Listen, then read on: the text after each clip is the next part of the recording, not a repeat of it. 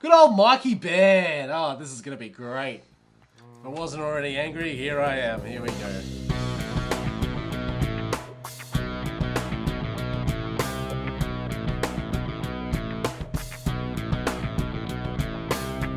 Mike Baird supports the government gutting safe schools because of course he does. Yeah, well, yeah.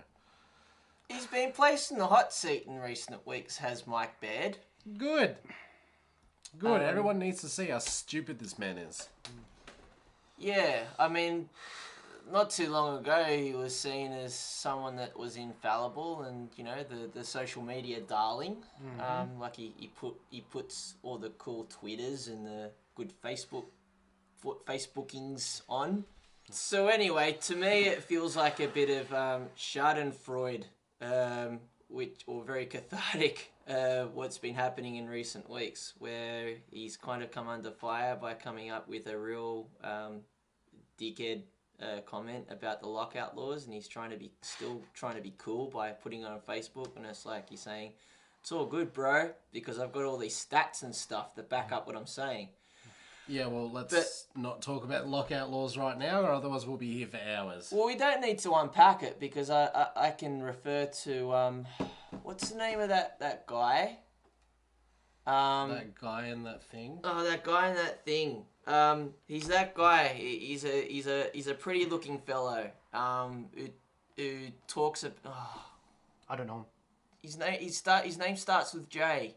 He challenges a lot of the stuff that Mike Baird said in that podcast, where he's kind of using the stats to his own, and he twists them around in his own self-serving ways. So anyway, basically, Facebook is no longer his ally. The thing with the lockout laws is, yes, crime is down because no one goes to King's Cross anymore because they can't. Yeah. You know, so as far as I'm concerned, as far as that goes, Casino Mike, you can fuck off.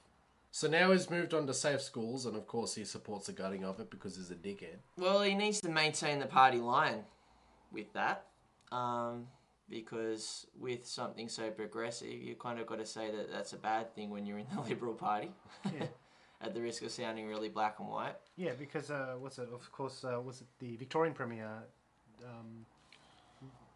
If it were completely cut, he would still fund it, right? Like. Yeah. And he didn't want to sort of.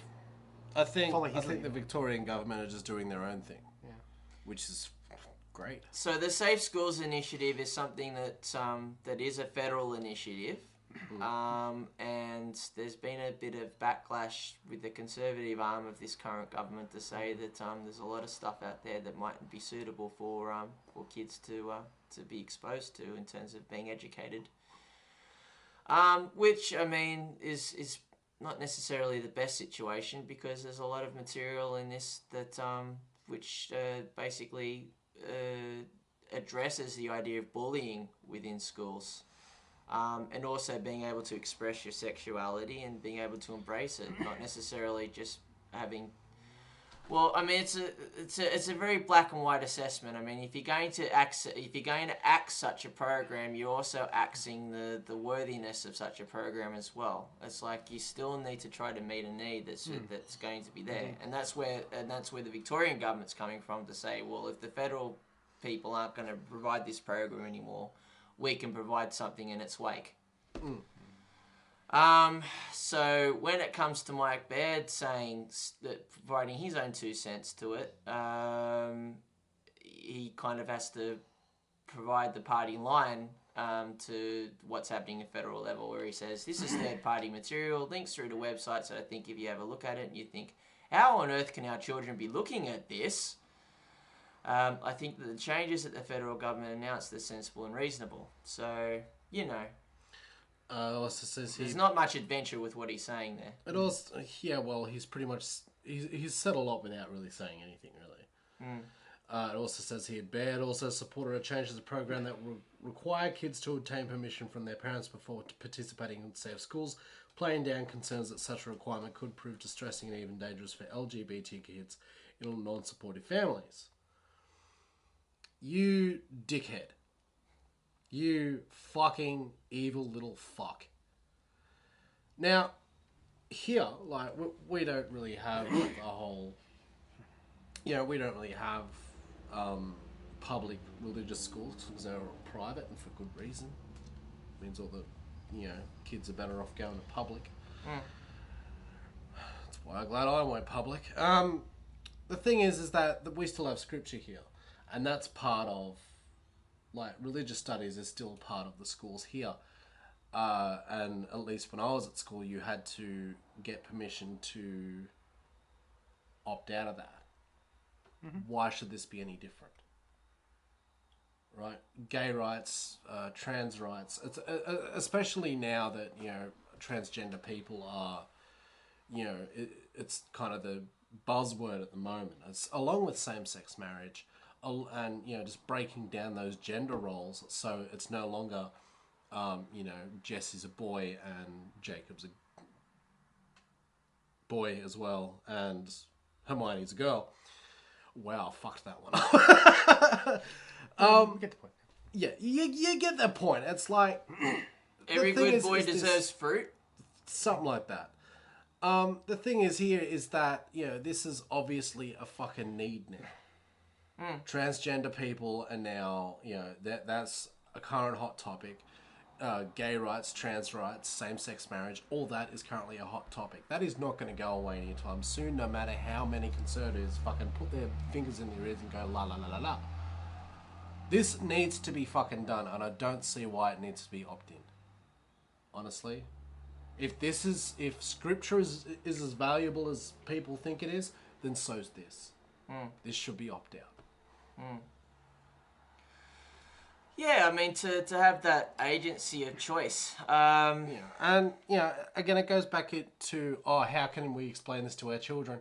How about not being a shitty fucking parent? How am I going to explain to my children that boys also love boys as well as girls? Let's see. They're going to ask, you're going to answer, and then they'll say, that's nice, can I have a cookie? Because they're fucking kids. A lot of this is just general fucking acceptance, because for a good while there, gays were pretty much Satan. I don't talk to that, don't talk to that gay man or whatever, or, he's going to come and diddle you or whatever. It's like there was that huge stigma around it. Gays were the minto of humans. I sort of saw what you did there. Swing and a miss. Like there's that huge stigma behind, don't talk to those dirty poofters, they just fuck each other in the bum. Now that's sort of changed, and now it's, now that we've got that sort of push for equality, this ain't going away anytime soon, and now, there's now an obvious need, basically. Yeah, I mean, the whole movement is been to try to establish the same rights to a gay person as you would to a hetero person. Exactly. Therefore trying to challenge, but I think for me... That's the point that I was trying to get to with the stigma as well. Now that we don't have that stigma anymore, like, generally, it's okay to be gay, it's like, the push now is to make it accepted to talk about in fucking schools. Yeah, but I think for me the place that's still a no-go zone is the idea of the family as an institution. There is still very disparate arguments over what is the ideal family setting. I mean, it's okay for a gay person to identify as a gay person. It's alright for a gay person to express their sexuality. But there's still an issue of whether to celebrate that within the sanctity of marriage. There's still a bit of conjecture over whether it's good to actually progress that union and raise a family out of that.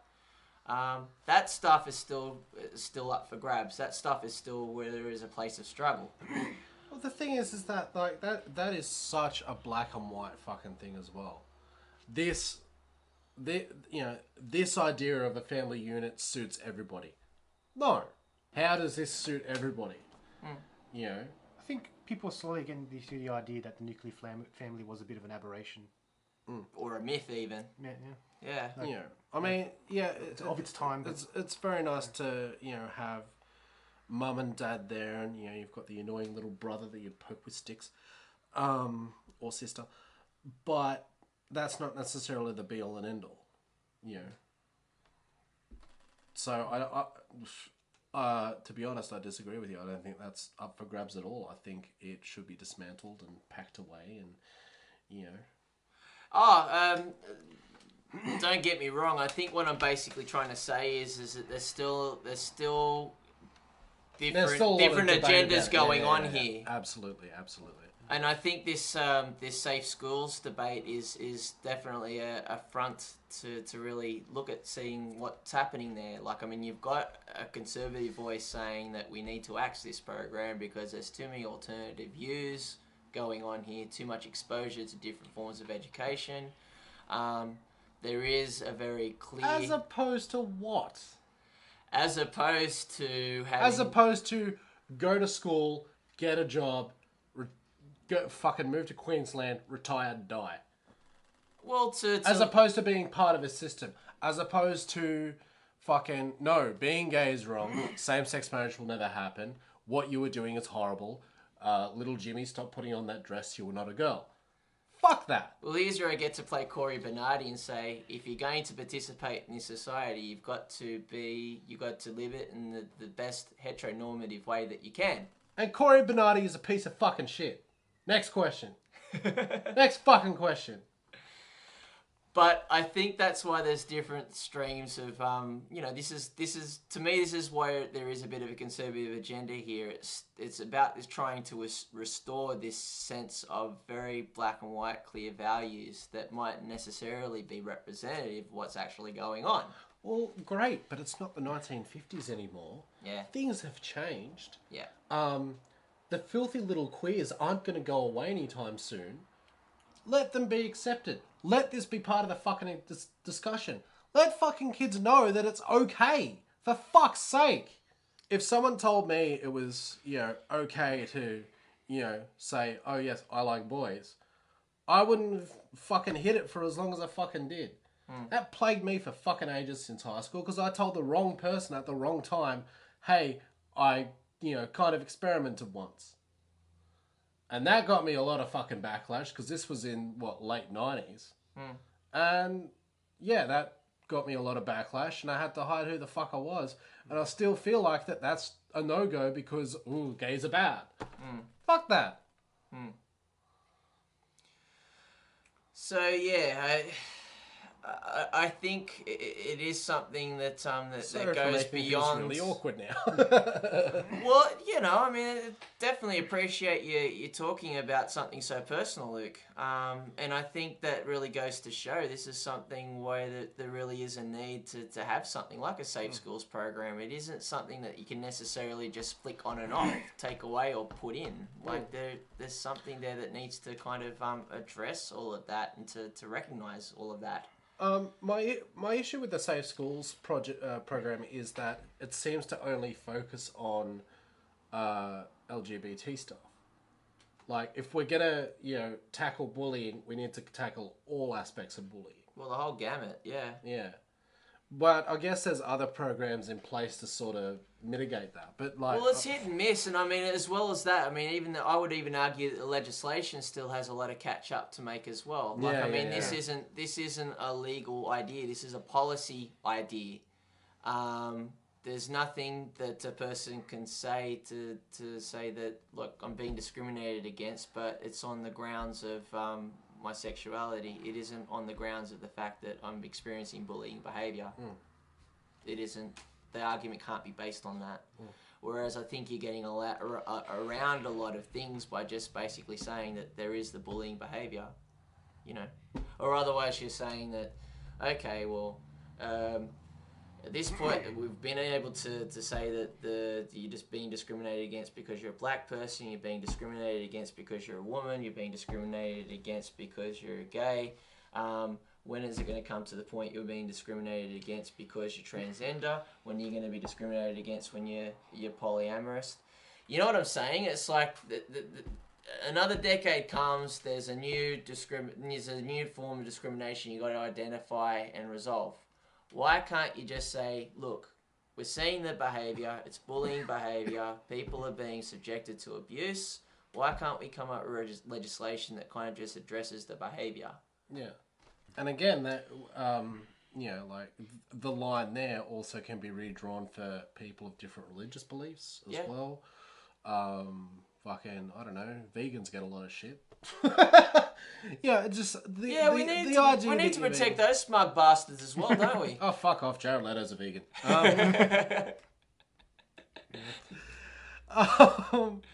The thing is that, look, I totally support safe schools and whatever fucking thing. I think bullying is terrible. It's horrible, and it leaves you with a lot of emotional scars that you cover up by smoking heavily and swearing at a podcast. Will we Doing a bit too much. But it needs to be more of an umbrella. This is bullying. Stop that shit, you useless fucking cunt. Yeah. It needs to be more of an umbrella term. And if there are other programs similar to Safe Schools that tackle, bullying because this kid's black or bullying because this kid's a Muslim or whatever, that needs to... I think they can work very well together and just, just an umbrella. No, fuck off. Yeah. So... Let's have those kind of discussions rather than saying whether one program should be happening or not. Exactly. And I think letting this program go ahead is a long way to saying, okay, well, we've got this now. Let's talk about bullying in this aspect. Let's talk about bullying in race. Let's talk about bullying in terms of class, like social standing. Well, there's definitely different angles towards where you can identify it and discuss it and try to address it. But I guess ultimately, whenever the next time Mr. Baird puts up a Twitter or a Facebook post, just remember, kids, he isn't quite as cool as you think he is. Okay, I've got one question though. Yes. Do you think anything will change until... Oh, okay, I'll say it in another way. Will it take a change of government for this to actually... Because we'll have to wait a few years for that. I'm thinking Greens, maybe. That would be my guess, because they're big supporters of pretty much everything that I stand for. Okay. So I think maybe Greens, maybe if we rejig Labour a bit, that's where we'd be looking at a change for this sort of stuff to come in. So within this current government's within a Liberal tenure. government, no, I don't think so. It would take a lot of fucking... We can rely upon the government of the time and the policy that each government supports, but to me this sort of stuff tends to become a product of grassroots movements anyway. Like, I mean, when you look at LGBT rights, where did that come from? I reckon a lot of that came from people being brave enough on one day in 1978 to go marching down Oxford Street. Yeah. Also took the... I don't know if that's linked to Mardi Gras, but you've got the Stonewall that's how Mardi Gras started. Yeah, exactly. I mean, these days it seems to be this big circus celebration thing, which I would argue often gets away or forgets its roots. Exactly. But to me, that's where a lot of this stuff came from. Exactly, and that's where a big part of that movement started. I think the Stonewall riots were part of that as well. That happened over in the UK, but I mean, that's all part of a process, like if you're going to... This is where rights were established through those kind of struggles, through people thinking... But was that around the same time, or was Mardi Gras like earlier, later? Stonewall riots, I think, were in the early 70s. Yeah, okay. But yeah, I mean, you look in the 60s and 70s, there's all that time... So much like everything else, Australia, gets onto something years later than everybody else. I mean, don't take my word for the actual... I mean, I could try and do a ninja Google right now and try and work it out. Yeah. But, I mean, during the 60s and 70s are often a time of civil rights movements anyway, that... Of course, we're definitely very quick to say that we were definitely able to see the black movement and rights that were based on race. I guess what's often been under coverage, but I think there's a lot of catch up now, is the fact that there was a lot of gay struggles as well that happened in the 60s and 70s. Yeah, yeah, yeah. And to put my nerd hat back on again, it was often expressed in the pop cultural medium. I mean, look, what was X-Men based on? You know? That was basically an allegory for the gay movement. Bunch of mutants having powers, having to... Just the gay movement, though, or just being different in general? And other civil rights and stuff. Yeah. I think it was about trying to hide something, and also having to try and fight to have your status as a mutant. That was a very roundabout way of saying that you're gay, you're trying to hide being gay, and trying to be something else. I'm not sure you can necessarily do that when you're black.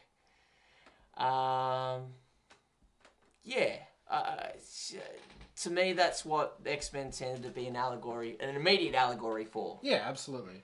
Absolutely. I'm not disagreeing with you there. I'm just wondering if that could extend more to other things as well. But Yeah, I mean, it can be a greater narrative about the civil rights movement, but the immediate thing you could definitely piece out of that is that, yeah, it was definitely it was something that was reflective about the gay movement. But, yeah, I mean, it's an often under-talked about thing. I mean, I don't want to start making a competition between movements, but, I mean, if you're going to cover history, I think there was definitely a wide spectrum of things happening in the 60s and 70s. You can't necessarily isolate it to one particular section. Yeah.